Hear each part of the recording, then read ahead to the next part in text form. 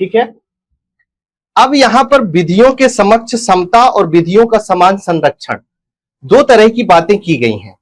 मैंने आपसे शुरू में एक चीज बोली थी, मैंने ये कहा था कि थोड़ी बहुत चीजें जहां पर थोड़ा सा, क्योंकि क्वेश्चन भी हमने वही चुनाव किए हैं जिनको थोड़ा सा एक्सप्लेन करके और जो थोड़ा सा डाउटफुल वाले क्वेश्चन रहते हैं। ठीक है, तो मेरा यहां पर प्रयास है कि मैं आपको एक चीज समझा दूं कि समता क्या है और संरक्षण क्या है। पहले इस चीज को बता दूं, ठीक है, उसके बाद आंसर कैसे लिखना है उस चीज को मैं पूरी तरह से एक्सप्लेन करूंगा। देखिए, विधियों के समक्ष समता का मतलब क्या है? विधियों के समक्ष समता का मतलब यह है कि ऐसा समझ लीजिए, अभी क्या है, ये 5 उंगलियां हैं, मतलब 5 तरह के आदमी हैं। एक अमीर आदमी है, एक मध्यम वर्गीय आदमी है, एक गरीब आदमी है, एक बहुत गरीब आदमी है।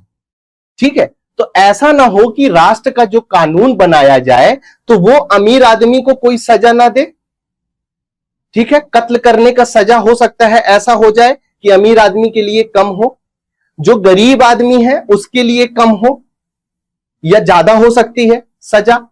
तो जब हमारा लोकतांत्रिक देश बनाया जा रहा था भारत, तो वहां पर इस चीज को विशेष ध्यान दिया गया कि भैया जो भी कानून बनाया जाए, जो भी नियम बनाया जाए, वो क्या किया जाए, सभी लोगों के लिए समान हो।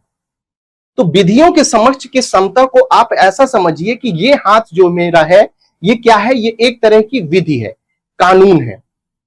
और इस कानून के नीचे जो भी व्यक्ति आएंगे वो कैसे आएंगे? इस तरह आएंगे तो असमानता की संभावना रहेगी। लेकिन यदि ये लोग इस तरह से आते हैं, देखिए अब सभी बराबर दिख रहे हैं ना, तो मतलब इस कानून के सामने ये जो लोग आ रहे हैं ये क्या है, सभी समान है। समझ में आ रही है चीजें? तो विधि के समक्ष समता का मतलब क्या हो गया कि कानून के नीचे जो भी लोग होंगे उन लोगों के लिए कानून एक समान होंगे। कुछ अपवाद है, उनकी चर्चा फिर बाद में करेंगे। तो ये होती है समता। ठीक है, अब यहीं पर दूसरी चीज हम समझ लेते हैं कि संरक्षण क्या होती है। विधियों का समान संरक्षण, विधियों का समान संरक्षण का मतलब होता है कि अब उसमें क्या है कि कोई व्यक्ति यहां बैठा हुआ है, कोई व्यक्ति यहां है। ऐसा समझ लीजिए कि किसी एसटी वर्ग का है, एससी वर्ग का है, या कोई व्यक्ति दिव्यांग है। ठीक है, तो अब विधियों के समान संरक्षण का मतलब क्या है कि यह सही तरीका नहीं है कि इसके बराबर लाने के लिए इसको नीचे लाया जाए, यह सही तरीका नहीं है और यह विधि में एक्सेप्टेबल भी नहीं है। तो इसमें क्या किया गया है कि इनको इसके बराबर लाने के लिए, ऊपर उठाने के लिए कई तरह के आरक्षण दिए जाते हैं। दिव्यांगों को आरक्षण दिए जाते हैं, एसटी एससी को आरक्षण दिया जाता है, महिलाओं को आरक्षण दिया जाता है। यह आरक्षण क्यों दिया जाता है? क्योंकि समान अवसर और सभी तरीकों से इनको संरक्षण प्रदान करके इनके बराबर तक लाया जाए सभी लोगों को। तो समझ में आया आप लोगों को कि समता क्या होती है, विधियों की समता क्या होती है और विधियों के समान संरक्षण क्या होता है। ये दोनों चीजें बहुत इंपॉर्टेंट मैंने इसलिए समझा दिया क्योंकि बहुत लोगों के मन में इसे लेकर डाउट रहता है। और जब ये चीज क्लियर हो जाती है अपने आप, और इस हाथ को हमेशा याद रखेंगे, तो इससे आपको चीजें क्या है, विधियों के समान संरक्षण और विधियों के समक्ष समता के बारे में कभी भी कंफ्यूजन आपके दिमाग में नहीं रहेगा। आई थिंक ये चीज आपको क्लियर हो गई होगी। ठीक है, अच्छा यहां पर एक चीज मैं बता नहीं पाया आप लोगों को, एक चीज मैं ये भी क्लियर कर दूं कि दो ऐसे सब्जेक्ट हैं, एक पॉलिटिकल साइंस ले लीजिए, पॉलिटिकल साइंस में भी लोक प्रशासन, और दूसरा एथिक्स। दो ऐसे सब्जेक्ट हैं कि आप सबसे पहले उनके अर्थों को समझने की कोशिश कीजिए। यदि आपने उनके अर्थों को अच्छे से समझ लिया, उनकी परिभाषा को अच्छे से समझ लिया, तो आप विशेषताएं अपने आप लिख सकते हैं, उनके लक्षण अपने आप लिख सकते हैं, जो तत्व होंगे उनके अंतर्गत उन तत्वों को आप अच्छे से लिख सकते हैं। तो ये सब बेसिक चीजें होती हैं। ठीक है, स्मार्ट पढ़ाई यही कहलाती है। अब आप उन 5 अंतरों को बैठ के याद कर रहे हैं, रट्टा मार रहे हैं, वो एग्जाम टाइम में आपको याद रहेगा कि नहीं रहेगा। लेकिन यदि आपने विधियों के समक्ष समता को समझ लिया है कि समता ये कहलाती है, यदि आपने समझ लिया है कि विधियों के समान संरक्षण क्या कहलाता है, उस चीज को समझ लिया है, तो जब आप इन दोनों के बीच में अंतर लिखेंगे तो एक दो चीजें क्या कर सकते हैं, आप अपने से लिख सकते हैं। ठीक है, तो ये चीज आप लोगों के लिए बहुत इंपॉर्टेंट है कि हर चीज को लिखिए, हर चीज को समझिए पहले, उसके बाद उसके बारे में आप अच्छे तरीके से लिख सकते हैं। परिभाषा और अर्थ शब्दों का हमेशा समझिए, आगे भी जब आप प्रशासनिक अधिकारी बन जाएंगे वहां भी आपको ये काफी काम देने वाले हैं। ठीक है, अब चलिए, अब इनके बारे में, अंतर के बारे में एक प्रश्न पूछा गया था संरक्षण के बारे में। ठीक है, तो सबसे पहली लाइन में 5 नंबर का क्वेश्चन है, तो सबसे पहली लाइन में आपको क्या करना है कि एक कॉमन चीज लिख देना है जो दोनों चीजों के लिए इंपॉर्टेंट है। और इन दोनों चीजों में इंपॉर्टेंट चीज क्या है? इंपॉर्टेंट चीज है आर्टिकल 14। ठीक है, तो पहली लाइन एज अ इंट्रोडक्शन आप क्या लिख सकते हैं कि हमारे भारतीय संविधान के अनुच्छेद 14 में उपर्युक्त, यदि शब्द लिखने में आपको टाइम लग रहा है तो उपर्युक्त दोनों शब्दों को परिभाषित किया गया है। ठीक है, ऐसा आप लिख सकते हैं। उसके बाद फिर अंतरों को भी लिखने का एक तरीका होता है अपना, ऐसा नहीं कि किसी भी तरीके से जो याद आ रहा है वो अंतर लिखना आप शुरू कर दीजिए। ठीक है, सबसे पहले अंतर में क्या चीज लिख सकते हैं आप?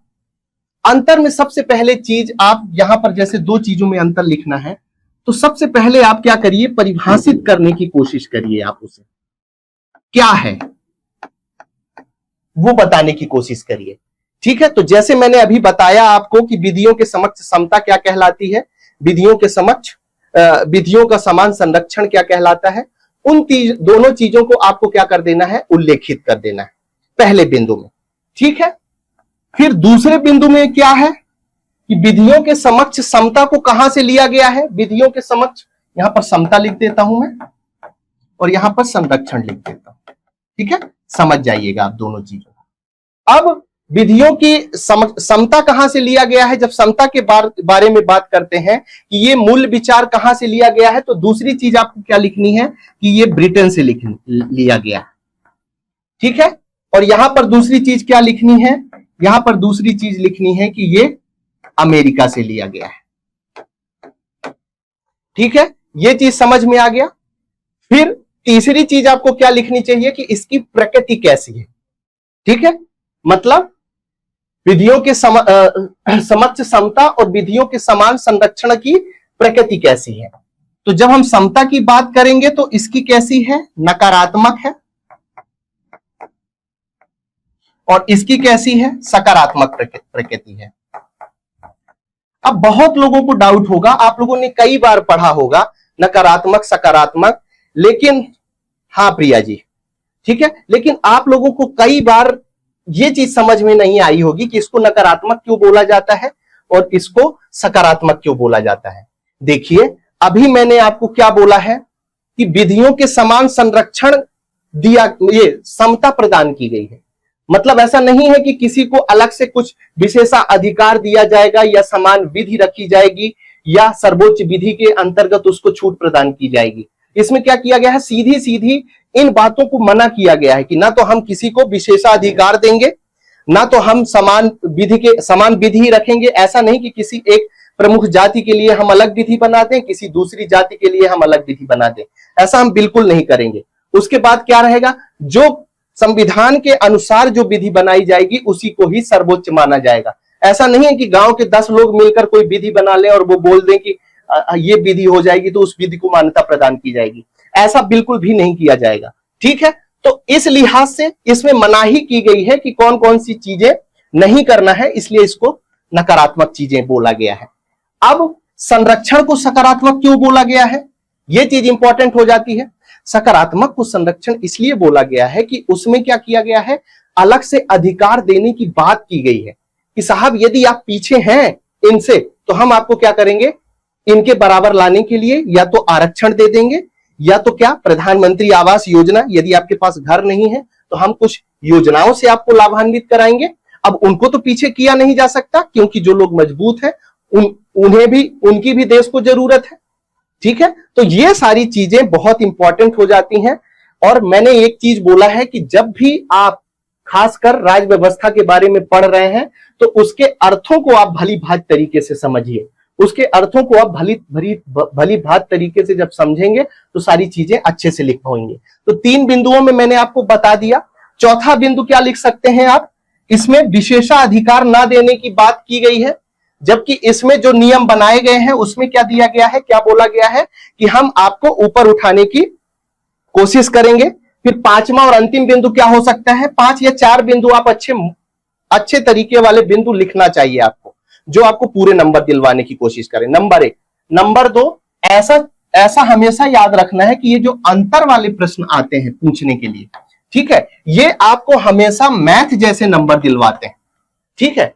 दूसरे नंबर जो दूसरे प्रश्न होंगे, हो सकता है आपको 3 नंबर तक रोक दिया जाए, लेकिन ऐसे प्रश्नों में, अंतर वाले प्रश्नों में आप यदि अच्छे तरीके से प्रश्न लिख रहे हैं तो आपकी स्वाभाविक बात है कि आपको इसमें मैथ जैसे हो सकता है कि 4 नंबर तक इसमें मिल जाए।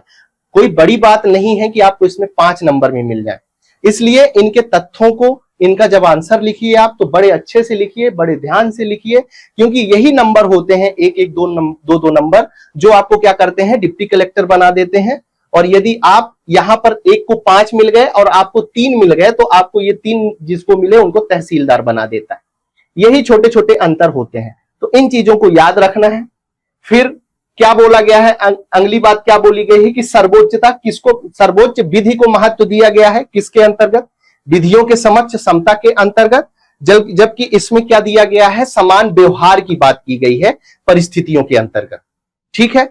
एक चीज तो यहां पर एक क्लियर हो गई अंतर। यहां पर एक चीज मैं आप लोगों को और बताना चाहूंगा, जो कीवर्ड्स हैं दोनों के, आपको याद रखना है, क्योंकि बहुत बार दिक्कत होती है।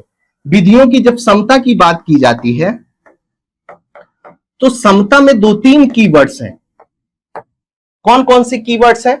विशेषाधिकार